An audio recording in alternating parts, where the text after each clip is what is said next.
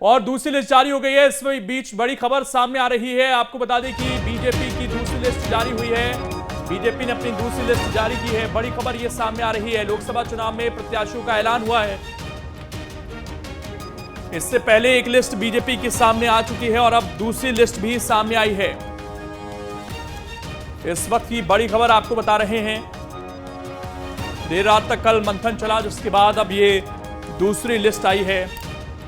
इस वक्त की बड़ी खबर सामने आई है और लोकसभा चुनाव को लेकर बीजेपी की तरफ से दूसरी लिस्ट जारी की। हालांकि छत्तीसगढ़ में लगभग सभी नाम का ऐलान पहले ही हो चुका है। मध्य प्रदेश में केवल 5 नाम रहते हैं और देखना है कि वो 5 नाम कौन से हैं। एक बार अगर वो मध्य प्रदेश के हैं तो इसमें लिस्ट में ये देखने वाली बात होगी, क्योंकि छत्तीसगढ़ की लिस्ट पहले ही सामने आ चुकी है और उसमें 11 के 11 नाम पहली लिस्ट में ही सामने आ गए थे। छिंदवाड़ा से विवेक बंटी साहू को टिकट मिला है। इससे पहले ये कमलनाथ के खिलाफ विधानसभा का चुनाव भी लड़ चुके हैं।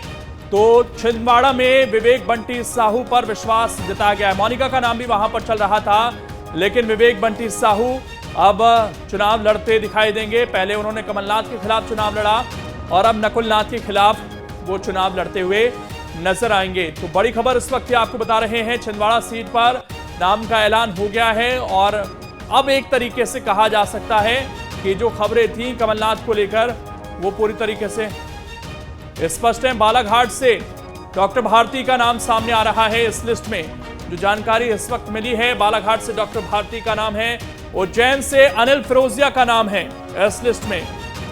तो बीजेपी ने दूसरी लिस्ट जारी की है और जो 5 नाम बचे थे वो भी सामने आ गए हैं। आपको बता दें कि छिंदवाड़ा से विवेक बंटी साहू, बालाघाट से भारती पारधी, उज्जैन से अनिल फिरोजिया को टिकट दिया गया है। इससे पहले 24 प्रत्याशियों का ऐलान किया गया था। इंदौर से शंकर लालवानी वापस रिपीट हैं और यहां से ये कयासबाजी थी कि हो सकता है कि कोई महिला प्रत्याशी हो, लेकिन यहां पर से शंकर लालवानी को ही टिकट मिला है। उज्जैन से अनिल फिरोजिया को प्रत्याशी बनाया गया है। छिंदवाड़ा से विवेक बंटी साहू को टिकट मिला है। तो मध्य प्रदेश की अब पूरी स्थिति बीजेपी ने क्लियर कर दी है। पहले 24 जिसमें कई दिग्गज थे, शिवराज सिंह चौहान, वीडी शर्मा, ज्योतिरादित्य सिंधिया, और अब ये 5 नाम सामने आए हैं, जिसमें आपको बता दें कि इंदौर से शंकर लालवानी, छिंदवाड़ा से विवेक बंटी साहू, उज्जैन से अनिल फिरोजिया को प्रत्याशी बनाया गया है। ये बड़ी खबर इस वक्त आपको बता रहे हैं, जहां पर बीजेपी की तरफ से दूसरी लिस्ट भी जारी की गई है और इसमें तमाम नाम हम आपको बता रहे हैं। इंदौर से शंकर लालवानी का नाम आ रहा है, जो कि पहले भी यहां से सांसद हैं, उनको रिपीट किया गया है। छिंदवाड़ा से विवेक बंटी साहू, जो कि विधानसभा चुनाव भी लड़े थे कमलनाथ के खिलाफ इस सीट से। उज्जैन से अनिल फिरोजिया पर विश्वास पार्टी ने जताया है। तो ये बड़ी खबर इस वक्त बता रहे हैं। इससे पहले मध्य प्रदेश के 24 नाम सामने आए थे और अब 5 नाम और यहां पर जारी किए गए हैं, जिसमें आपको बता दें कि इंदौर, उज्जैन और छिंदवाड़ा के नाम हम आपको बता रहे हैं, जहां पर बीजेपी की तरफ से अब ये लिस्ट जारी की गई है। और दिलचस्प मुकाबला देखने को मिलेगा, क्योंकि कांग्रेस की तरफ से अब नकुलनाथ चुनाव लड़ेंगे छिंदवाड़ा में और पिछली बार जो जीतने का मार्जिन था उनका वो भी कम हुआ था, करीब करीब 35,000 वोट के आसपास था। क्या उसमें अब विवेक बंटी साहू इस बार चुनाव जीतकर सबको चौंकाएंगे? हमारे सहयोगी संदीप इस वक्त जुड़ गए हैं। संदीप, डिटेल दीजिए दूसरी लिस्ट को लेकर और क्या कुछ जानकारियां मिली है? तीसरी लिस्ट पूरी तरह जारी हो चुकी है और बालाघाट में जो नाम बताया जा रहा था, बालाघाट में एक नया नाम निकलकर सामने आया है जो भारती पारधी का है। छिंदवाड़ा से विवेक बंटी साहू को टिकट मिला है। उज्जैन में एज इट इज कंडीशन रखी गई है, पूर्व सांसद अनिल फिरोजिया को रखा गया है। धार से सावित्री ठाकुर को टिकट दिया गया है महिला चेहरे के तौर पर। यहाँ पर जो पूर्व सांसद है उनका टिकट काटा गया है। इसके बाद में इंदौर में शंकर लालवानी को एज इट इज टिकट दिया गया है, यानी कि इसमें जो 3 नाम जो तय किए गए थे वो 5 में से 2 नाम महिलाओं के रखे गए हैं। बालाघाट में महिला मैदान में उतारी गई है और बालाघाट में ये कहा जा रहा था कि मौसम बिसेन, गौरीशंकर बिसेन या ढाल सिंह बिसेन को बस चुनाव टिकट दिया जाएगा, लेकिन यहाँ पर ऐसा नहीं हुआ है। तो परंपरागत बड़े और दिग्गज शहरों की बजाय भारतीय पारधी, जो पारधी समाज से आती है, और इनको यहाँ पर टिकट दिया गया है। ये एक नया नाम है। बीजेपी ने पहला चौंकाने वाला नाम यहाँ पर सामने लेकर आया है। और विवेक बंटी साहू इससे पहले विधानसभा का इलेक्शन लड़ चुके हैं कमलनाथ के खिलाफ में, और चुनाव वो हार चुके थे। बीजेपी के जिला अध्यक्ष भी रह चुके हैं, और कमलनाथ फैमिली के खिलाफ में लगातार राजनीति करते आए हैं, और उनको उसका इनाम के तौर पर एक युवा चेहरे को मैदान में उतारा गया है। नकुलनाथ के खिलाफ में वो विवेक बंटी साहू चुनाव लड़ेंगे। और अनिल फिरोजिया, कहा जा रहा था कि इनके टिकट को लेकर असमंजस है और कोई नया चेहरा यहाँ पर मैदान में लाया जा सकता है। किसी महिला की तलाश की जा रही थी, तो वो महिला की तलाश जो है उसको ना करते हुए अब अनिल फिरोजिया पर ही विश्वास पार्टी ने एक बार फिर से जताया है। शंकर लालवानी के मामले में कैलाश विजयवर्गीय का बयान था लेकिन बिल्कुल, इसमें वो कह रहे थे कि मोदी या अमित शाह केंद्रीय नेतृत्व यहाँ पर एक महिला के तलाश कर रहा है। क्या तलाश नहीं हो पाई है? और शंकर लालवानी जो सिंधी समाज से आते हैं, देश में इकलौते ऐसे सांसद है जो सिंधी समाज से हैं, उनको एक बार फिर से इंदौर से टिकट दिया गया है। तो भाजपा ने अब अपने जो खाली बची 5 सीटों पर अपने उम्मीदवार घोषित कर दिए हैं। कोई भी सीट खाली नहीं रही है, ज्यादातर रिपीट है, तो नए नाम है। और अब बीजेपी के सारे उम्मीदवार 29 सीटों पर चुनावी मैदान में उतरेंगे। और हम ये पहले भी कह रहे थे कि उम्मीदवारों के को लेकर धार और बालाघाट जैसी जो धार, बालाघाट और छिंदवाड़ा जो सीट है, इस पर कांग्रेस के कैंडिडेट का इंतजार कर रही है बीजेपी। और जैसे ही कांग्रेस के कैंडिडेट आए कल, उसके बाद में अब इन सीटों पर भी नाम तय कर दिए गए हैं। बालाघाट में भारती पारधी, छिंदवाड़ा में बंटी साहू ये मैदान में उतरेंगे, और धार में भी एक महिला को, सावित्री ठाकुर को मैदान में उतारा गया है। इसे किस तरीके से देखा जाए संदीप की महिलाओं की चर्चा थी, लेकिन इंदौर में जिस तरीके से कैलाश विजयवर्गीय का बयान था, वहां पर क्या समीकरण बने कि शंकर लालवानी के पक्ष में फिर से पार्टी गई है वहां पर? देखिए, शंकर लालवानी एक तो निर्विवाद चेहरे हैं, और ये ताई और भाई के बीच के बीच में एक ब्रिज का काम करते हैं। इनसे न ताई परेशान है न भाई परेशान है, दोनों के बीच में सेतु का काम कर देते हैं। इनको किसी से गिला शिकवा नहीं है, निर्विवाद व्यक्ति है, संगठन के काम करते आए हैं। और पिछली दफा जब सुमित्रा महाजन यहाँ से इलेक्शन नहीं लड़ रही थी, तब शंकर लालवानी पर भरोसा जताया गया था। तब ताई और भाई दोनों ही गुट इस मामले पर एग्री कर रहे थे। इस बार दोनों ने एक बार फिर से जोर लगाया कि कोई नया चेहरा यहाँ पर सामने लाया जाएगा, लेकिन नया चेहरा लाने की बजाय बीजेपी ने ये सोचा कि सांसदों को सिंधी वोटों को साधना है और देश भर के सिंधी समाज को यह मैसेज देना है, और इसीलिए ये मध्य प्रदेश से एक और सिंधी समाज के शख्स शंकर लालवानी को टिकट दिया गया है, उन पर भरोसा जताया गया है। और कैलाश विजयवर्गीय की भविष्यवाणी शायद इस बार उतनी सटीक नहीं बैठी है, हालांकि उन्होंने टाल जरूर दिया था कि हंसी मजाक में बातें कही है। महिलाओं के उम्मीदवार की चयन की बात जो की जा रही है हंसी मजाक में कही थी उन्होंने, लेकिन अभी जो ये शंकर लालवानी पर भरोसा जताकर पार्टी ने ये बता दिया है कि वो सिंधी समाज को साध रही है। हालांकि मध्य प्रदेश से ही, इससे पहले भोपाल से ही भगवान दास सबलानी नाम के एक बीजेपी के विधायक है, और अब सांसद भी मध्य प्रदेश से होंगे, सिंधी समाज से ही होंगे। और सिंधी समाज को सहेजने का, उनको साथ में लाने का एक बड़ी कोशिश बीजेपी ने यहाँ पर की है। एक अहम बात यह है कि अभी CAA लागू हुआ है, और बड़े पैमाने पर सिंधी समाज के जो लोग हैं, जो पाकिस्तान में रहा करते थे, और कई जो ऐसे परिवार जो रहते तो भारत में है, लेकिन पाकिस्तान छोड़कर जो विभाजन के बाद में 2015 के पहले इंडिया आ चुके हैं, उनको नागरिकता पाकिस्तान की ही थी उनकी, तो रिन्यूअल के लिए हर साल पाकिस्तान जाना होता था। लेकिन अब इस CAA की इस कानून का फायदा सिंधी समाज को ज्यादा मिलेगा, और अब टिकट देने के बाद में एक मैसेज जोर दिया है बीजेपी ने कि वो सिंधी समाज को साधने की कोशिश, टिकट देने के बाद में एक मैसेज जोर दिया है बीजेपी ने कि वो सिंधी समाज को साधने की कोशिश कर रही है। और कांग्रेस इससे पहले मध्य प्रदेश में ऐसे हथियारों का इस्तेमाल करती रही है। अब बीजेपी ने भी उसी तरह का एक पैंतरा यहाँ पर चला है, और शंकर लालवानी की पसंद की वजह शायद यही हो सकती है। एक चीज और, गौरीशंकर बिसेन या उनकी बेटी का जिस तरीके से नाम चला, विधानसभा में भी पहले उनकी बेटी का नाम आया, फिर बदलकर वो चुनाव लड़े, तो इन्हें इन चीज़ों को कैसे देखा जाए? उनको मंत्री भी बनाया गया था लास्ट मोमेंट पे, लेकिन अब नाम सामने नहीं आना, क्या अब उनकी राजनीति को किस मुकाम पर आप देखते हैं?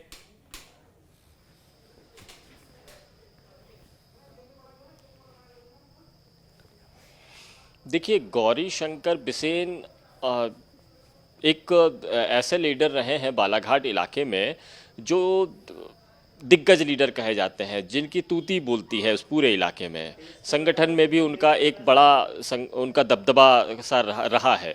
तो बिसेन की बजाय बालाघाट में बिसेन समाज के ही ढाल सिंह बिसेन, जो गौरीशंकर बिसेन के करीबी नहीं है, प्रतिद्वंदी कहे जाते हैं लोकल स्तर पर, पार्टी स्तर पर भले ही एक रूपता हो, लेकिन ढाल सिंह बिसेन को भी टिकट नहीं देना, गौरीशंकर बिसेन को भी नहीं देना, और इस बीच में किसी एक नए चेहरे को उतार देना। यानी पार्टी यहाँ पर यह संदेश देना चाहती है कि किसी एक नेता के भरोसे किसी इलाके में वो चुनाव नहीं लड़ेगी, कार्यकर्ताओं की दम पर नए चेहरे को भी मौका दिया जाएगा। तो ये मौका दिया जाना शायद यही संदेश होगा। इसके अलावा अगर हम देखें, अब क्योंकि 29 के 29 नाम सामने आ गए हैं, कांग्रेस अभी भी कई सीटों पर फंसी हुई नजर आ रही है।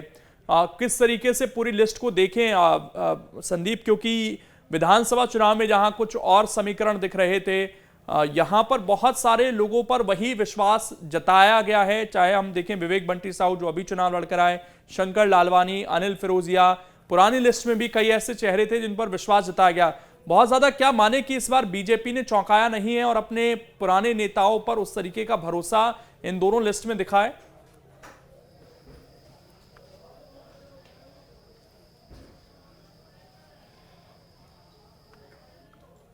संदीप, चलिए दोबारा से हम जुड़ने की कोशिश करते हैं, लेकिन ये वो नाम जो इस वक्त हम आपको दिखा रहे हैं, विवेक बंटी साहू छिंदवाड़ा से, शंकर लालवानी इंदौर से, अनिल फिरोजिया उज्जैन से, सावित्री ठाकुर धार से चुनाव लड़ती हुई नजर आएंगी। तो ये पांचों सीटों पर अब जो स्थिति है, बीजेपी ने पूरी तरीके से अपनी क्लियर कर दी है। और आपको बता दें कि बालाघाट से डॉक्टर भारती पारधी को टिकट इस बार दिया गया है। तो यहां पर जो चर्चा चल रही थी गौरीशंकर बिसेन के नाम की, उनको फिलहाल लोकसभा चुनाव में मौका नहीं मिल रहा है। एक नया चेहरा, यहां पर दो महिला कैंडिडेट आपको दिखेंगे, इसमें डॉक्टर भारती और सावित्री ठाकुर। कैलाश विजयवर्गीय ने कहा था कि प्रधानमंत्री की इच्छा है कि ज्यादा से ज्यादा महिलाएं चुनाव लड़ें। तो फिलहाल तो इस 5 की लिस्ट में 2 महिलाएं बीजेपी की दिख रही हैं, जबकि बाकी 3 चेहरे आप देखें तो इन सीट से उनका टच रहा है, चाहे शंकर लालवानी जो कि सांसद थे।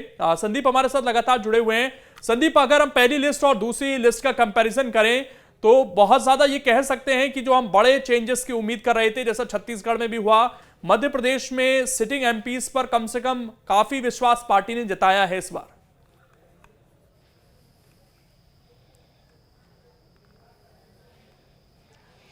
बिल्कुल, यहाँ पर ये संदेश देने की कोशिश है कि जो सांसद बने हुए हैं और जिन्होंने निष्ठा के साथ में काम किया है, पार्टी के साथ में रहे हैं, अनुशासन का पालन किया है, उन पर बीजेपी भरोसा जताएगी। और इसीलिए शायद कई सारे एग्जिस्टिंग सांसदों को भी दोबारा से टिकट दिया गया है।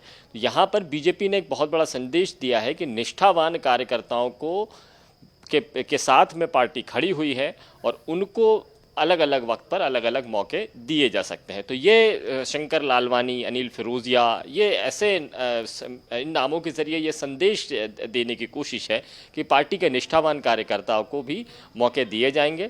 और दूसरी तरफ जैसे गौरीशंकर बिसेन या ढाल सिंह बिसेन को टिकट नहीं देना, ये संदेश देने की कोशिश है कि एक पार्टी या एक नेता, 2 नेताओं के भरोसे पार्टी नहीं चलेगी और नए चेहरे अगर आएंगे तो उनको भी मौका दिया जाएगा। और इसीलिए डॉक्टर भारती पारधी को मौका दिया गया है। बालाघाट के हम वोटों के समीकरण की बात करें तो यहाँ पर या तो पवार वोट काम करते हैं या फिर कुनबी वोट का बहुतायत है। इन वोटों के ज़रिए ही यहाँ की नैया को कोई भी राजनीतिक दल पार करता है, चुनावी वैतरणी पार करता है। तो यहाँ पर इन दोनों ही वोट बैंक की बजाय पे किसी महिला को जो पार्टी में ठहर कर डिसिप्लिन में रहकर काम कर रही हैं, उन्हें मौका दिया जाना, ये एक पार्टी की तरफ से मैसेज भी है कि बड़े नेता अगर उम्रदराज हैं तो उनको दूसरी जिम्मेदारी दी जाएगी और नए चेहरों को मौका देकर उनको लोकसभा का इलेक्शन भी लड़ा जाएगा। महिलाओं की जो इस तरह से बहुतायत देखने को मिल रही है, बार बार मौके दिए जा रहे हैं, 5 में से 2 नाम महिलाओं को दिया जाना है, तो कहीं ना कहीं बीजेपी ने ये संदेश दिया है कि महिला अगर है, योग्य है, पार्टी की कार्यकर्ता है, तो उनको मौका दिया जाएगा। होशंगाबाद से माया नरोलिया भी ऐसी चेहरा है जो संगठन के लिए हमेशा जिन्होंने काम किया था, इससे पहले की लिस्ट में जो नाम आया था। अब जो नए नाम है डॉक्टर भारती पारदी या सावित्री ठाकुर भी ऐसे ही नाम है जिनको संगठन में आपने काम किया है, तो उनको मौका दिया गया है। नेता अपना अपना काम अब शुरू कर सकते हैं। किसी भी सीट पर कोई संशय की स्थिति अब नहीं रह गई है। अब बीजेपी के सारे कार्यकर्ताओं के सामने पिक्चर क्लियर है। अब केवल जो काम होगा मतदाताओं से संपर्क का काम उम्मीदवारों का रह जाएगा और चुनावी प्रबंधन का काम पार्टी का हो जाएगा। तो दोनों स्तर पर अब काम शुरू किया जा सकता है। एक चीज और यहाँ पर छिंदवाड़ा को लेकर अब क्या संदीप माना जाए कि पूरी स्थिति स्पष्ट है और अब ऑफिशियली सारी खबरों पर विराम लग गया है कमलनाथ को लेकर, क्योंकि उनके बेटे को टिकट मिल चुका है और यहाँ पर पुराने कार्यकर्ता विवेक बंटी साहू, जबकि मोनिका भट्टी की भी चर्चा चल रही थी जिन्होंने कुछ समय पहले पार्टी में आई थी, वो उनको टिकट नहीं दिया, विवेक बंटी साहू को दिया। और छिंदवाड़ा में विवेक बंटी साहू कितना बड़ा फैक्टर दिखते हैं, क्योंकि बीजेपी बार बार ये कह रही है कि हमको 29 की 29 जीतनी है और उसमें सबसे बड़ा कांटा जो है वो इस वक्त छिंदवाड़ा ही दिखता है।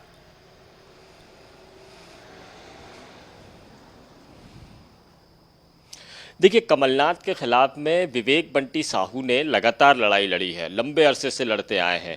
वो चाहे कमलनाथ के मुख्यमंत्री वाला इलेक्शन हो या नकुलनाथ का पहला इलेक्शन हो या उससे पहले कमलनाथ का कोई भी काम रहा हो, विवेक बंटी साहू अपनी टीम के साथ में लगातार काम करते आए हैं। एक ताकतवर परिवार के साथ में, राजनीतिक परिवार के साथ में इस तरह से जुटे रहना और लगातार बने रहना और अपनी टीम को लगातार मजबूत करना, ये एक विवेक बंटी ने इस मामले पे काम किया है और एक युवा चेहरे हैं। इससे पहले भी कमलनाथ के खिलाफ में उनको मैदान में उतारा गया था, तब भी ये मैसेज दिया गया था कि दिग्गज चेहरे के सामने बीजेपी नए और युवा चेहरे को मौका दे रही है छिंदवाड़ा से। अब यहाँ पर युवा चेहरा, नया चेहरा आना चाहिए। तो बीजेपी ने पहले से कोशिश कर ही चुकी है। अब नकुलनाथ उनके बेटे सामने हैं, तो विवेक बंटी साहू जैसे युवा नेताओं को मैदान में उतारने का यही एक संदेश है। पार्टी के निष्ठावान कार्यकर्ताओं को अहमियत देना, ये मैसेज बीजेपी ने यहाँ पर एक बार फिर दिया है। और उनके जुझारू व्यक्तित्व को देखते हुए अब यहाँ पर नकुलनाथ वर्सेस विवेक बंटी साहू यहाँ पर होगा। और चूंकि नकुलनाथ और विवेक बंटी साहू दोनों युवा चेहरे हैं, छिंदवाड़ा में अब पीढ़ी बदल हो रहा है। यानी जो भी जीतेगा इनमें से, चाहे नकुलनाथ हो या विवेक बंटी साहू, एक युवा ही यहाँ पर रहेगा। तो कमलनाथ ने जो अपनी इतने दिनों तक छिंदवाड़ा में सत्ता बना रखी थी, छिंदवाड़ा का अब ये कहा जा सकता है कि अब वो रूटीन की छिंदवाड़ा की राजनीति से अलग होकर अब युवाओं को जो अब उनके बाद में, कमलनाथ के बाद में जब अब चेहरे होंगे, अब यहाँ पर नए और युवा चेहरे को मौका मिलेगा। तो अब यहाँ पर युवाओं के बीच में छिंदवाड़ा में फाइट देखने को मिलेगी। कमलनाथ यहाँ पर्दे के पीछे से जो चुनावी प्रबंधन करते हैं वही करते रहेंगे। एक चीज और, अगर हम ओवरऑल लिस्ट पर नाम डालें तो एक दो नाम और यहाँ पर बड़े अहम दिख रहे हैं संदीप। राष्ट्रीय स्तर पर देखें, कल ही हरियाणा का पूरा एपिसोड चल रहा था और मनोहर लाल खट्टर का नाम भी इस लिस्ट में आ गया है। उत्तराखंड से त्रिवेंद्र सिंह रावत का दिख रहा है, यहाँ पर शिवराज सिंह चौहान को टिकट दिया गया। तो कई पूर्व मुख्यमंत्री हो सकता है कि केंद्र में अब कुछ अलग भूमिका में हमें दिखेंगे और कई दिग्गज चेहरे, क्योंकि अभी कई दिग्गज चेहरे हैं, चाहे पीयूष गोयल की बात हो या निर्मला सीतारमण, नितिन गडकरी, लेकिन इनके अलावा भी अब कई बड़े चेहरे हमें दिख सकते हैं कैबिनेट में। क्या ये माना जाए?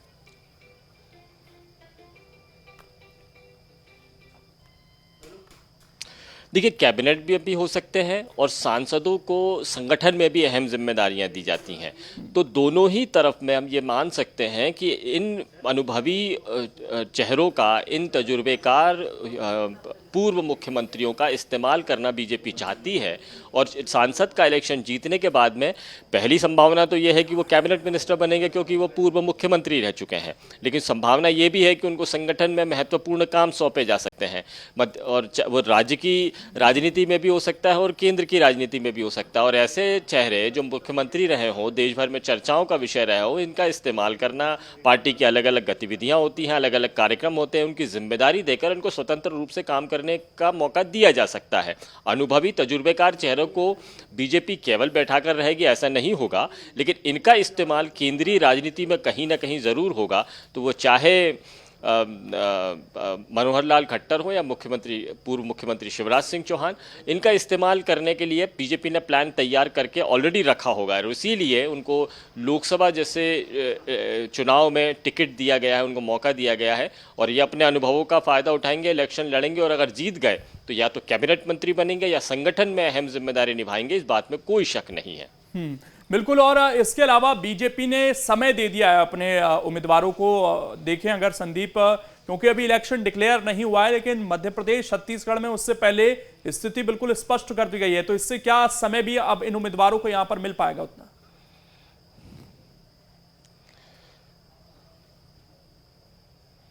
देखिए, सबसे बड़ी बात यह है लोकेंद्र की आमतौर पर यह देखने को नहीं मिलता है, यह शायद चुनावी इतिहास में पहली दफ़ा होगा लोकसभा में या जो अभी इलेक्शन को अनुभव कर रहे हैं या देख रहे हैं उन लोगों के जीवन में यह पहली बार होगा कि वो इलेक्शन का ऐलान अभी नहीं हुआ है, तारीखें आना अभी बाकी है, आचार संहिता लगना भी अभी बाकी है, लेकिन चुनावी उम्मीदवारों की घोषणाएं ऐसे हो रही हैं जैसे 2-4 दिन बाद में इलेक्शन होने वाले हैं। आमतौर पर अनुभव ये रहा है कि जब नामांकन दाखिल करने के लिए आखिरी तारीख होती है तब जाकर उम्मीदवारों के नाम का ऐलान किया जाता है। यहाँ तो होड़ लगी हुई है। बीजेपी ने जिस तरह से पहली सूची में 24 नाम घोषित कर दिए थे, फिर कांग्रेस भी पीछे नहीं रही, फिर जो शेष बची भी सीटें हुए हैं उसमें भी बीजेपी ने नाम घोषित कर दिए हैं। तो ये तो इलेक्शन के इतिहास में शायद पहली दफ़ा देखने को मिल रहा है, या जो लोग इलेक्शन ये देख रहे हैं उनको पहली दफ़ा अनुभव होगा कि इलेक्शन से पहले ही इलेक्शन वाला माहौल आ गया है, उम्मीदवार का चयन हो गया है और इस सिलेक्शन के बाद में अब ये तुरंत दौरा करने के लिए लोगों से मेल मुलाकात के लिए निकल पड़ेंगे। देखिए, अहम बात होती है यदि ये उम्मीदवार चुनावी आचार संहिता में लोगों से मेल मुलाकात करेंगे तो ये केवल इशारों में बात कर सकते हैं। अभी कोई चुनावी खर्च जितना जो भी ये जहाँ जाएंगे दौरे करेंगे, तामझाम दिखाएंगे, इसमें कोई चुनावी खर्च इनके खाते में आने वाला नहीं है। कोई भी घोषणा भी कर सकते हैं ये लोग, ये भी चुनावी आचार संहिता के उल्लंघन के दायरे में नहीं आएगा। तो सबसे सुनहरा मौका तो इन उम्मीदवारों के लिए यह है जिन उम्मीदवारों का अभी नाम ऐलान हो चुका है या आचार संहिता के पहले हो जाएगा, उनके लिए सुनहरा मौका है कि वो मतदाताओं से खुलकर बात कर सकते हैं, खुलकर बातचीत दे सकते हैं और यदि मौका मिला तो वो काम की शुरुआत भी कर सकते हैं और ये संदेश दे सकते हैं कि देखिए आपने काम कहा है, हमने काम शुरू कर दिया है और ये काम हो भी जाएगा। तो जनता के लिए भी अच्छा मौका है और उम्मीदवारों के लिए भी अच्छा मौका है कि वो अपने काम को, अपने जज्बे को दिखा सकते हैं कि वो किस तरह काम करने के लिए आतुर हैं लोगों के बीच में। और तसल्ली की बात यह है कि वो कुछ भी करेंगे वो आचार संहिता के उल्लंघन के दायरे में नहीं आएगा। तो सबसे बड़ा फायदा भी अगर इसमें थोड़ा जोड़ें संदीप, तो हमने देखा था कि जब शिवराज सिंह चौहान के कार्यक्रम हो रहे थे, चाहे वो लाडली बहना के हों या दूसरे हों, उनमें वो उम्मीदवार रहते थे जो डिक्लेयर हो चुके थे और उन कार्यक्रमों के जरिए, बेशक वो सरकारी कार्यक्रम थे, बट उनसे वोट लिए जाते थे और ये कहा जाता था कि इनको वोट कीजिए तो आगे आ जाकर आपके काम हो जाएंगे। अभी भी हम ये देख रहे हैं क्योंकि लगातार अलग अलग जगहों पर जो सरकार के कार्यक्रम हैं वो हो रहे हैं और उनमें वो प्रत्याशी पहुंच रहे हैं, तो इसका एक बहुत बड़ा एज मिल सकता है इन लोगों को।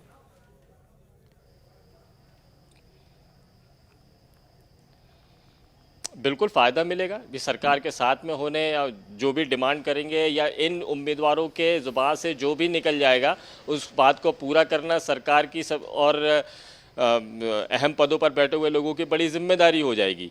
तो पहले भी इससे पहले विधानसभा इलेक्शन में भी देखते आए हैं कि अगर उम्मीदवार नहीं भी हुआ तो मौजूदा जो विधायक हैं वो तो मौजूद रहते ही थे मंच पर, लेकिन अब इस बार उम्मीदवार मैदान में है और खुलकर बातें की जा सकती है। आप देखिए राजनीतिक सभाओं को, जो राजनीतिक सभाएं हो रही हैं उन सभाओं में घोषणाओं का, वादे करने का, बातचीत करने का और हम सारे काम आपके कर देंगे, ये सारी बातें अभी शुरू हो चुकी हैं। तो ये एक बहुत बड़ा जो फ़ायदा मिला है उस फ़ायदे का इस्तेमाल राजनीतिक दलों ने अपने ढंग से करना शुरू भी कर दिया है और किसी तरह की आचार संहिता की कोई बंदिश भी इस वक्त में नहीं है। लेकिन यहाँ पर कोई दायरा नहीं है, तो इसीलिए वो चाहे राजनेता हों या पदों पर बैठे हुए महत्वपूर्ण लोग, उनकी बातों को तवज्जो दी जा रही है। और यदि उम्मीदवार भी ठोक बजा के टटोलने के बाद में ये तय कर लेता है कि उसको किन क्षेत्रों में जहां कमज़ोर है वहां पे कौन सा काम करना है और यदि वो काम शुरू भी कराना चाहे तो राजनीतिक दल से जुड़ा हुआ कार्यकर्ता अपने स्तर पर वो काम शुरू कराने की बात भी कह सकता है। यदि वो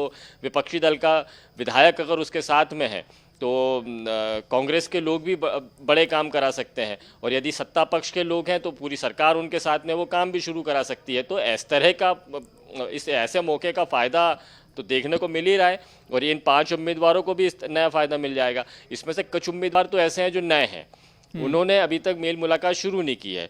कुछ विधायकों ने तो अपने क्षेत्रों से लगातार संपर्क में रहे हैं, और पार्टी के कार्यकर्ता पार्टी के जो कार्यक्रमों के जरिए वो अपने आप क्षेत्र के जनता के संपर्क में आ जाते हैं। लेकिन जो नए चेहरे हैं, जैसे बालाघाट से डॉक्टर भारती पारदी, ये अभी तक उतना जनसंपर्क नहीं कर रही होंगी।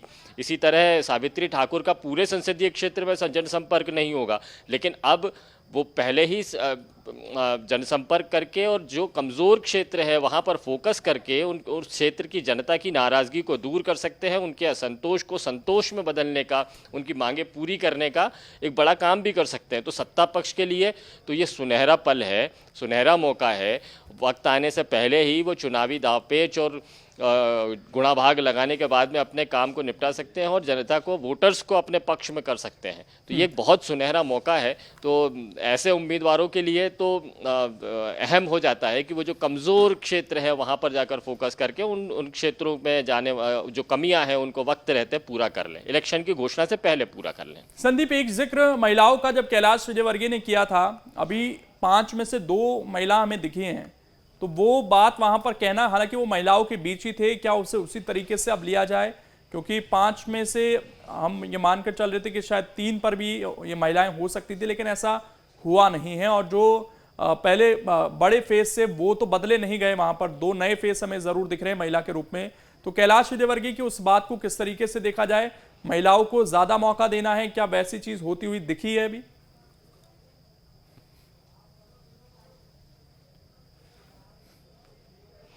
देखिए, भले ही इंदौर में ना हुआ हो, लेकिन बाकी की सीटों पर हुआ है। ढाल सिंह बिसेन बालाघाट से अभी तक सांसद थे, लेकिन अब यहाँ पर महिला उम्मीदवार है। इसी तरह धार में अब गजेंद्र सिंह नहीं है, अब यहाँ पर नए उम्मीदवार हैं। तो यहाँ मौका तो महिला को मिल गया है। यानी जो पार्टी के अंदर इंटरनल सिस्टम में जो बातें चल रही थी कि महिलाओं को ज़्यादा से ज़्यादा मौका दिया जाना है, अगर तलाशना है तो तलाशिए और हम उस पर चर्चा की जाएगी। तलाश भी हुई भी होगी, लेकिन शायद वो नाम तय नहीं हो पाया होगा। वो जो मापदंड है, मैं रोक रहा हूँ 1 मिनट संदीप आपको। इस वक्त बंटी साहू हमारे साथ फोन लाइन पर जुड़ गए हैं। बंटी जी, बहुत स्वागत है आपका। और टिकट मिला है सर, कितनी बड़ी चुनौती छिंदवाड़ा में मान रहे हैं अपने लिए? जी, मैं एक तो सर्वप्रथम हमारे देश के यशस्वी प्रधानमंत्री नरेंद्र मोदी जी का बहुत बहुत धन्यवाद देना चाहूंगा, हमारे राष्ट्रीय अध्यक्ष जेपी नड्डा जी, हमारे देश के यशस्वी गृह मंत्री अमित शाह जी, साथ ही साथ हमारे प्रदेश के यशस्वी मुख्यमंत्री डॉक्टर मोहन यादव जी और हमारे यशस्वी प्रदेश अध्यक्ष सम्मानीय वीडी शर्मा जी का बहुत बहुत आभार और धन्यवाद व्यक्त करना चाहूंगा कि मेरे जैसे छोटे से कार्यकर्ता को इतनी बड़ी जिम्मेदारी दी है। और निश्चित तौर पर यह मोदी जी का चुनाव है और छिंदवाड़ा इस बार इतिहास रचने जा रहा है। लेकिन अभी विधानसभा चुनाव में भी आपने पूरी कोशिश की थी, जीत नहीं मिली। क्या लोकसभा चुनाव में उम्मीद है कि नकुल नाथ को टक्कर दे पाएंगे? देखिए, विधानसभा चुनाव में मुख्यमंत्री के नाम पर छिंदवाड़े के लोगों को छला गया और वो छलावे से छिंदवाड़े की जनता अब उनके छलावे में नहीं आने वाली है और भारतीय जनता पार्टी का साथ देने वाली। चुनाव मोदी जी का चुनाव है, यह चुनाव राष्ट्र का चुनाव है। यह चुनाव मध्य प्रदेश देश के एक एक नागरिक जिनकी मंशा है कि भारत माता परम एवं विराजे, भारत विश्व गुरु बने, तो वो ये सारी चीजें मोदी जी कर सकते हैं। चुनाव मोदी जी का और निश्चित तौर पर इस बार छिंदवाड़े में विजयश्री हासिल होगी। लेकिन वहां पर कमलनाथ जिस तरीके से दावे करते हैं और उनको पार्टी चाहती है कि वो दूसरी जगह से चुनाव लड़ें, ऐसी खबरें हैं। बालाघाट से खबर चली, जबलपुर से चली, लेकिन उन्होंने कहा कि मैं छिंदवाड़ा नहीं छोड़ूंगा। उनके बेटे तो हैं ही, लेकिन कमलनाथ भी साफ कर रहे हैं कि वो छिंदवाड़ा में ही रहेंगे। तो आपको लगता है कि इससे जो जनता है वो उनके प्रति और अटैच हो सकती है कि वो कम से कम अपने क्षेत्र को छोड़ने के लिए तैयार नहीं है? नाथ जी कहते हैं कि छिंदवाड़ा उनका परिवार है, तो मैं भी छिंदवाड़े का हूँ और अगर वो परिवारवाद और उसमें ना पड़े तो कमलनाथ जी को मेरा सहयोग करना चाहिए, क्योंकि छिंदवाड़ा मेरी जन्मभूमि रही है, कर्मभूमि रही है। और अगर परिवार मानते हैं तो उनको छिंदवाड़े के बेटे को पहले साथ देना चाहिए, उन्होंने कमलनाथ जी को मेरा साथ देना चाहिए। पिछली बार 37,000 के करीब का अंतर था विवेक जी, तो इस बार क्या लगता है कि इसको पाट पाएंगे? इस बार लोकसभा चुनाव हम भारी बहुमतों के साथ छिंदवाड़ा से जीतेंगे। लेकिन एक छिंदवाड़ा मॉडल की बात होती है, जनता के बीच आप क्या बताएंगे, कैसे उस मॉडल को टैकल करेंगे, आपकी क्या रणनीति है? छिंदवाड़ा मॉडल भारतीय जनता पार्टी की सरकार जब से बनी है, चाहे 2003 के बाद मध्य प्रदेश में भाजपा की सरकार बनी या फिर 2014 के बाद जब मोदी जी की दिल्ली में सरकार बनी, तो जो छिंदवाड़े का विकास हुआ भाजपा के शासनकाल में हुआ है और ये जनता के बीच में हम लेकर के सब चीजें जाएंगे। एक चीज और बताइएगा विवेक जी कि बहुत सारे लोग, अभी ये संख्या तो 2000 के पार बताई जा रही है, छिंदवाड़ा के लोग अभी जुड़े हैं बीजेपी से। इससे क्यों ऐसी जरूरत पड़ी, क्यों कांग्रेसियों को आप लोग ला रहे हैं बीजेपी में? क्या खुद का छिंदवाड़ा का संगठन आप लोगों का उतना मजबूत नहीं था वहां पर? जिस तरीके से कांग्रेस ने भगवान राम के मंदिर की प्राण प्रतिष्ठा का जो कार्यक्रम था उसका बहिष्कार करी, तो उससे कांग्रेस के लोगों की भावनाएं आहत है। कांग्रेस के लोग कार्यकर्ता दुखी हैं, उसको लेकर के सब लोग भारतीय जनता पार्टी में शामिल हो रहे हैं। और मैंने कहा आपको, जो मोदी जी का सपना, हमारा सपना कि भारत विश्वगुरु बने, आत्मनिर्भर बने, तो इस सपने में जो जो साथ देना चाहता है उनका सबका स्वागत है। लेकिन अगर यही जो बात कमलनाथ को लेकर या उनके बेटे को लेकर चल रही थी वो आ जाते तो आप जैसे कार्यकर्ता को क्या चोट नहीं पहुंचती? फिर आप लोगों को कैसे मौका मिलता चुनाव लड़ने का? अगर नकुलनाथ आ जाते या हो जाता, ऐसा हो जाता, वैसा हो जाता, वैसे खत्म है। अब तो यह है कि हम छिंदवाड़ा से भारतीय जनता पार्टी को विजय दिलवानी है। तो वो जो कार्यकर्ता आपके साथ जुड़े हैं, क्या वैचारिक रूप से अब वो कमलनाथ के खिलाफ लड़ पाएंगे वहां पर? बिल्कुल बिल्कुल बिल्कुल बिल्कुल पूरी ताकत से सब लोग लगे हैं। तो कामना आपको बहुत बहुत। एक चीज और, क्योंकि अभी जो विधानसभा चुनाव हुआ वहां पर 7 विधानसभा में बीजेपी जीती, कांग्रेस जीती, माफ कीजिएगा, तो उसके बाद अभी 2-3 महीने में आपको ऐसा क्या लगता है कि चेंजेस आए होंगे और जनता का दिल बिल्कुल बदलेगा वहां पर? नहीं, देखिए, मैंने कहा ना, जैसे छिंदवाड़े को मुख्यमंत्री के नाम पर चला गया, अब छिंदवाड़े की जनता इस छलावे में नहीं आने वाली है और इस बार बहुत भारी बहुमतों से छिंदवाड़े से भाजपा विजय हासिल करेगी। इलेक्शन अभी डिक्लेयर नहीं हुआ है, समय तो पर्याप्त है प्रचार के लिए आपके पास? हाँ, पूरा पूरा पर्याप्त। चलिए, शुक्रिया। विवेक बंटी साहू हमारे साथ जुड़े हुए थे और उनका ये कहना है कि उनको विश्वास है कि ये जो पिछली बार 37,000 का डिफरेंस रह गया था इसको भी जरूर दूर कर लिया जाएगा। संदीप हमारे साथ लगातार जुड़े हुए हैं। संदीप, कितना आसान होगा उनके लिए ये 37,000 का डिफरेंस पार्ट पाना?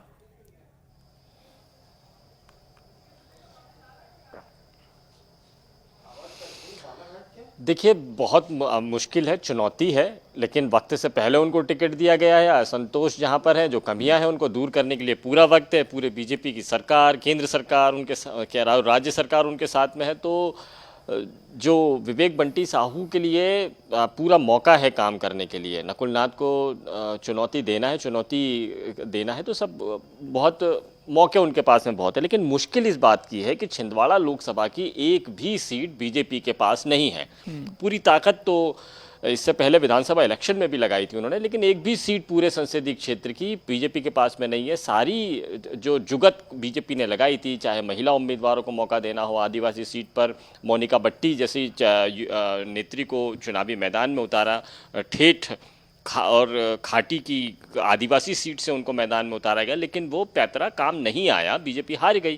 तो ये लोकसभा की सारी सीटों पर जहां पूरी ताकत लगाने के बाद में भी विधानसभा का एक सीट भी हासिल नहीं कर पाई, वहां पर बीजेपी लोकसभा इलेक्शन में किस तरह से चुनाव को मैनेज करेगी और विवेक बंटी साहू को जिता कर लाएगी, ये एक चुनौती तो है। बीजेपी इस चुनौती को मानती भी, और इसीलिए उन्होंने कहा है कि अब पिछली बार 28 सीटें मध्य प्रदेश की जीती थी, अब 29 सीटें जीतेंगी। तो विवेक बंटी साहू तो एक चेहरा है जो एक जुझारू युवा नेता के तौर पर बीजेपी ने सामने पेश किया है। बीजेपी अपने पोलिंग बूथ रणनीति के तहत काम कर रही है और विवेक बंटी साहू अपने चेहरे की बदौलत अपनी पार्टी को सामने रखकर या प्रधानमंत्री की तस्वीर को सामने रखकर ये लोगों से मिल मिला सकते हैं। उनके पास में मौका है, जहां कमियां हैं उन कमियों को दूर करना है। जो कांग्रेस को वोट देते हैं उनके उस वोट को बीजेपी के सामने तब्दील कर देना, ये एक बड़ा वो है। यानी आने वाला जो चुनाव होगा, चुनावी आचार संहिता से पहले ही बड़े रोचक तस्वीरें सामने आ सकती हैं। और अभी तो ये शुरुआत है लोकेंद्र। अभी बीजेपी की सारी 29 सीटें अब घोषित हो चुकी हैं। इसमें महिलाएं ज़्यादातर, इसमें अधिकांश महिलाओं को भी मौके दिए गए हैं। ये प्रयोग किया है। कांग्रेस की सूची में एक भी महिला भी सामने नहीं आई थी, लेकिन उसके बावजूद मुकाबला रोचक है।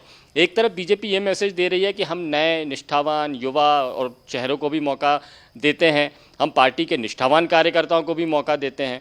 तो ये जो फॉर्मूला है ये अब कांग्रेस ने भी अपना लिया और इसीलिए कांग्रेस ने भी जो सूची जारी की थी उसमें कई युवा और नए और ऐसे चेहरों को मौका दिया गया। तो रोचक चुनाव तो यह लिस्ट आने के साथ में ही शुरू हो गया है। अभी तो चुनावी कैंपेन शुरू होंगे, नेताओं की सभाएं शुरू होंगी, इन उम्मीदवारों को जनता के बीच में जाएंगे तब और भी बातें होंगी, मुद्दे सामने आएंगे, बड़े बड़े नेताओं की वो होंगी, लेकिन तब चुनाव जितना रोचक होगा उससे पहले ही अभी हो चुका है। अभी तो कांग्रेस को अपनी दूसरी लिस्ट भी जारी करनी है जिसमें बाकी नाम भी होंगे। कांग्रेस क्या रणनीति अपनाती है ये भी देखना होगा। क्या दिग्गज चेहरों को मैदान में उतारा जाएगा, जैसे सिंधिया और शिवराज पर दांव खेला बीजेपी ने, और क्या कांग्रेस के जो दिग्गज हैं वो भी अलग अलग सीटों पर क्या मैदान में उतरेंगे? सिंधिया को चुनौती देने के लिए क्या कोई दूसरा बड़ा नेता आएगा? जैसे बात की जा रही है अरुण यादव यहाँ से चुनाव लड़ने की पेशकश कर चुके हैं, तो क्या यहाँ पर होगा? या कमलनाथ, दिग्विजय सिंह जैसे लीडर्स को भी मैदान में उतारा जा सकता है? और यदि जिस तरह से दूसरी सीटों पर नए और युवा चेहरों को मौका दिया है, चाहे उज्जैन हो, चाहे मंडला हो, चाहे धार जैसी सीट हो, यहाँ पर जिस तरह के लोगों को, नेताओं को मैदान में उतारा है, क्या ऐसे ही चौंकाने वाले चेहरे और लेकर आएंगे जो तरोताज़गी देंगे पार्टी को और कार्यकर्ताओं में उत्साह बढ़ाएंगे और जीत की उम्मीद बनाकर देंगे? तो अभी तो बहुत सारे पत्ते खुलने बाकी हैं। चुनाव की घोषणा से पहले उम्मीदवारों की घोषणा नहीं इस चुनाव को रोचक बना दिया। आने वाले दिनों में और भी जब पत्ते खुलेंगे, ये राजनीतिक दल अपने पत्ते खोलेंगे, तब और भी कहानी दिलचस्प होगी। लेकिन इन 5 उम्मीदवारों की घोषणा के साथ में ही हम ये कह सकते हैं कि ये राजनीतिक दल जीत की मंशा के साथ में चुनावी मैदान में उतरने की प्लानिंग कर चुके हैं। अभी तो आने वाले दिनों में पोलिंग बूथ की प्लानिंग भी होगी, कैंपेनिंग भी होगी। तो ये किस तरह का होगा तो ये चुनाव को और रोचक बनाएगा। ये आपने बड़े चेहरों का जिक्र किया संदीप, और इसमें एक बड़ा दिलचस्प सवाल ये बनता है कि इस बार ये बड़े चेहरे जो कि हम देखते हैं कि पार्टी की लिस्ट में स्टार प्रचारक की जगह भी रखते हैं, चाहे हम कांग्रेस से बात कर लें कमलनाथ की, दिग्विजय सिंह की, बीजेपी में आ जाएं तो शिवराज सिंह चौहान या फिर ज्योतिरादित्य सिंधिया। अब क्योंकि ऐसा लग रहा है कि कमलनाथ ये कह रहे हैं मैं छिंदवाड़ा नहीं छोड़ूंगा, और शिवराज सिंह चौहान को भी इस बार उम्मीदवार बना दिया गया है। ज्योतिरादित्य सिंधिया जाहिर बात है पिछली बार इस सीट से चुनाव हार चुके हैं। तो इन लोगों के जहन में क्या चल रहा होगा? क्या अपने गढ़ को किसी तरीके से बचाएं, या राष्ट्रीय स्तर पर जिस तरीके से पार्टियां इनसे चाहती हैं या प्रत्याशी भी चाहते होंगे कि ऐसे लोग हमारे कैंपेन का जरूर एक बार हिस्सा बने, हमें इसका फायदा मिले, इन लोगों के जहन में क्या होगा? इनके लिए अपनी सीट बचाना कितना मुश्किल, कितना आसान रह सकता है इस चुनाव में, क्योंकि लोकसभा का क्षेत्र वैसे बहुत बड़ा होता है। आ गया संदीप, आवाज मिल रही है आपको मेरी?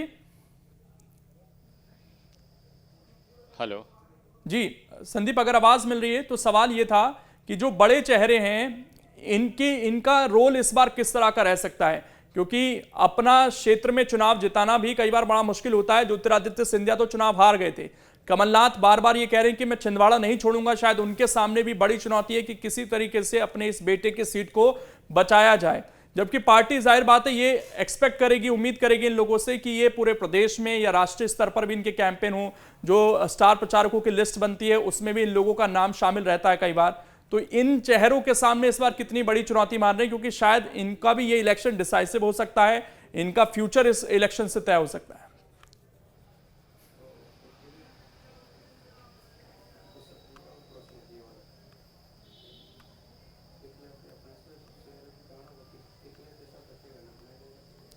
ठीक, लग रहा है आवाज नहीं पहुंच पा रही है, लेकिन वो जो चेहरे हैं वो लगातार हम स्क्रीन पर दिखा रहे हैं, वो लिस्ट है और इसमें 2-3 बड़े चेहरे भी इस बार दिख रहे हैं। अगर हम मध्य प्रदेश से अलग बात करें, इसमें कल ही जिन्होंने मुख्यमंत्री पद से इस्तीफा दिया, मनोहर लाल खट्टर का भी नाम इसमें शामिल किया गया लिस्ट में। इसके अलावा इसमें त्रिवेंद्र सिंह रावत का भी नाम सामने आ रहा है, उत्तराखंड से, वो भी पूर्व मुख्यमंत्री रह चुके हैं और उनके बारे में ये खबर है कि वो भी चुनाव लड़ सकते हैं हरिद्वार सीट से।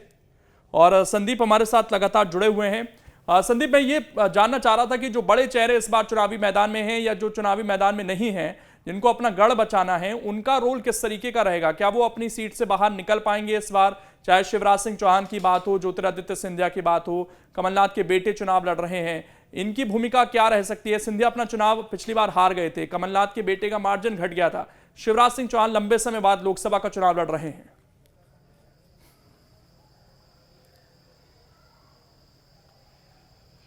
देखिए, जितनी चुनावी राह जितनी आसान दिखाई देती है उतनी है नहीं, क्योंकि हम ये देख चुके हैं कि एक सांसद विधानसभा का इलेक्शन लड़े, गणेश सिंह, वो विधानसभा का इलेक्शन हार गए। पूर्व मंत्री फग्गन सिंह कुलस्ते मंत्री हैं, केंद्र में मंत्री हैं, लेकिन मंडला से वो इलेक्शन लड़े तो वो चुनाव हार गए। अब लोकसभा में वो किस्मत आजमा रहे हैं। तो जो दिग्गज नेता हैं उनके सामने चुनौती तो है कि अपनी इज्जत को, साख को बरकरार रखना है और पूरी ताकत के साथ में मैदान में रहना है, और जिन वजहों से वो विधानसभा के इलेक्शन हारे हैं उन वजहों को खत्म करना है। शिवराज सिंह चौहान और सिंधिया जैसे लीडर्स के साथ में ये परेशानी होगी। उनकी सीट भले ही ये मानी जाए कि सुरक्षित है, लेकिन ऐसे नेताओं से उम्मीद ये की जाती है कि वो जीत के मार्जिन के जरिए ये बताएं कि वो कितने बड़े स्तर के नेता हैं। तो ये भी उनको बताना है। और विदिशा से तो, अब विदिशा और गुना, इन दोनों इलाकों से तो कांग्रेस का उम्मीदवार अभी आना बाकी है, लेकिन कांग्रेस जिस तरह से चुन चुन के उम्मीदवार दे रही है तो जनता को, वोटर को सोचने के लिए मजबूर जरूर होना पड़ेगा कि क्या इस कांग्रेस के इस उम्मीदवार पर भरोसा जताए। लेकिन गुना जैसी सीट पर सिंधिया क्या गढ़ होते हुए भी सिंधिया कांग्रेस से चुनाव हार गए थे। अब यहाँ पर जो बीजेपी का कार्यकर्ता है केपी यादव का इस बार मौका न देके सिंधिया को इस बार मौका दिया गया। और सिंधिया ये चाहते भी थे कि गुना, जो उनके परंपरागत सीट रही है, जो उनके पिता की सीट भी रही है, वो इस सीट पर वो एक बार सांसद का इलेक्शन तो लड़े, क्योंकि वो ज़मीनी नेता कहे जाते हैं और लोकसभा क्षेत्र में लगातार सक्रिय भी रहते हैं। तो एक बार फिर से वो लोकसभा का इलेक्शन लड़ना चाहते हैं। लेकिन ये उनको ध्यान देना होगा कि वो इतना ही ध्यान जब वो कांग्रेस में रहते हुए, एक सांसद और मंत्री रहते हुए देते थे, उस वक्त में भी चुनाव वो हार गए थे। तो जो वजह रही है, कुछ ना कुछ कमियां ज़रूर रही होगी, उन कमियों को पूरा करने की कोशिश भी है। दूसरी तरफ प्रचार के लिए उनको दीगर प्रदेशों में भी भेजा जा सकता है, भेजा जाता रहा है। अलग अलग प्रदेशों की जिम्मेदारियाँ इन नेताओं को दी जाती रही है। तो शिवराज सिंह चौहान और सिंधिया के सामने ये चुनौती तो रहेगी, लेकिन जो दूसरे दिग्गज लीडर्स हैं उनको भी यहाँ देखना होगा। फग्गन सिंह कुलस्ते के साथ में, गणेश सिंह के साथ में ये चुनौती है कि वे विधानसभा का इलेक्शन हार चुके हैं। तो इस जो निराशा से हटकर वो लोकसभा का इलेक्शन उत्साह के साथ में लड़ लें, ये भी देखना होगा। 7 बार से सांसद रहे वीरेंद्र खटीक के साथ में भी इसी तरह का मामला है। यहाँ पर भी नया चेहरा कांग्रेस ने उतार दिया है। तो एक तरफ अनुभवी तजुर्बेकार वीरेंद्र सिंह खटीक है, दूसरी तरफ कांग्रेस ये बताने की कोशिश कर रही है कि बीजेपी परंपरागत चेहरे को मौका देती है, नए चेहरों को उठने का मौका नहीं दे रही है। इस इलाके में ये मुद्दे बनाए जा रहे हैं। टीकमगढ़ में यहाँ पर एक युवा चेहरा को मौका दिया गया है। तो दिग्गज नेताओं के सामने अपनी चुनौतियाँ हैं। अपनी सीट को बरकरार रखना ये तो है ही, और अपने कद के मुताबिक जीत के अंतर को बढ़ा करके ये मैसेज देना कि वो कितने दिग्गज नेता है और अपनी सीट को बचा कर रखे हुए हैं, ये भी चुनौती है। और पार्टी इन दिग्गज नेताओं का अलग अलग स्तर पर इस्तेमाल करती है। देश में भी इस्तेमाल करेगी, प्रदेश में भी अलग अलग सीटों पर इन नेताओं को भेजा जाएगा, चुनावी प्रबंधन की दृष्टि से भी और सभाओं करने के मद्देनज़र भी। तो ये जितने दिग्गज नेता हैं उनके लिए चुनाव उतना आसान नहीं है। बिल्कुल ठीक कहा लोकेंद्र आपने, और ये चुनौती इन नेताओं के सामने रहेगी ही। एक सवाल अब ये, क्योंकि अब तो दूसरी लिस्ट आ गई है और ये भी लिस्ट कोई छोटी नहीं है, आधे से ज़्यादा उम्मीदवार हम ये मान सकते हैं जारी हुए हैं यहाँ पर बीजेपी की तरफ से। थोड़े बहुत कम रहते होंगे, ऑलमोस्ट 50%, क्योंकि कुछ तो गठबंधन के साथियों को भी जाएंगे। तो अब इलेक्शन डिक्लेयर होने में कितना वक्त और माना जाए यहाँ से?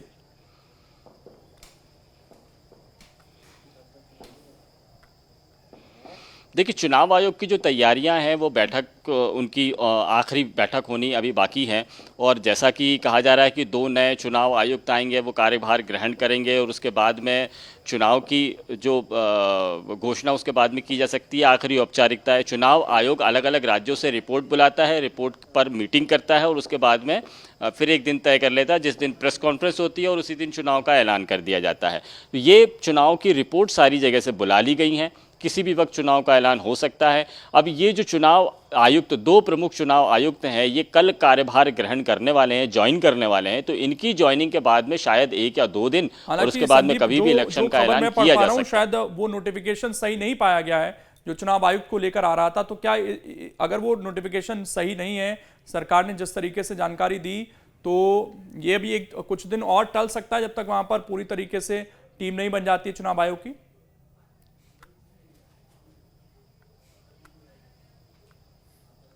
देखिए, वैसे तो वक्त पूरा हो चुका है। अगर चुनाव आयोग की टीम में रद्दोबदल किया जाना है तो ऐसा हो भी सकता है, लेकिन मुख्य चुनाव आयुक्त नहीं बदल रहे हैं। चुनाव आयुक्त का ही कामकाज का ही बदलाव होना है। अगर ये टीम चेंज होनी है तो ये ड्यूरिंग इलेक्शन भी की जा सकती है, इलेक्शन शुरू होने से पहले की जा सकती है। जो प्रक्रिया है वो लगभग पूरी हो चुकी है, अलग अलग राज्यों से रिपोर्ट आ चुकी है। तो उम्मीद ये की जा रही है कि 1-2 दिन, 4 दिन या अब हफ्ते भर तो नहीं लगेगा इस इलेक्शन की घोषणा में, उससे पहले ही इलेक्शन की घोषणा हो सकती है। वो किसी भी वक्त अब हो सकता, इलेक्शन का ऐलान किया जा सकता है। इंतजार केवल इस बात का रहेगा कि चुनाव आयोग कल के बाद में क्या आखिरी कोई मीटिंग करने का ऐलान करता है। बिल्कुल, अब देखना है आखिरी कि कोई इलेक्शन मीटिंग कब डिक्लेयर होता है, क्योंकि बीजेपी ने